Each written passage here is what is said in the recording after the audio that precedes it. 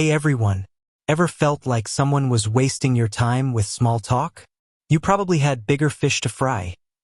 This phrase is all about prioritizing your time, but what exactly does it have to do with cooking? Let's check the kitchen for the origin.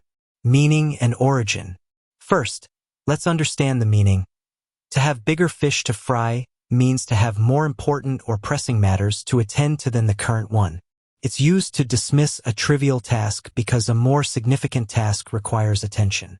The origin of this phrase is wonderfully literal and domestic, connected to cooking and food preparation. The culinary hierarchy. This idiom likely gained popularity in the 17th century. Imagine a cook with several small fish waiting to be fried. If a single large, valuable, and important fish suddenly arrives, the small fish become insignificant. The priority.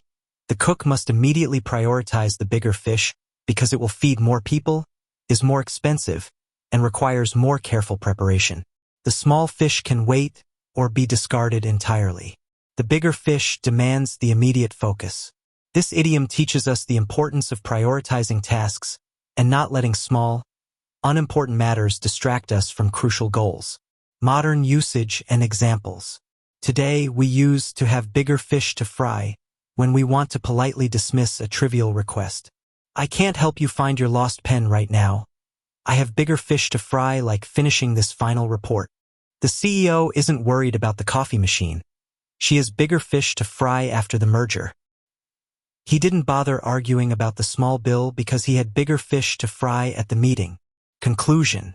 So, the next time you put aside a small distraction for a major goal, remember this simple visual idiom. It's a powerful reminder that focusing on the biggest priorities brings the best results.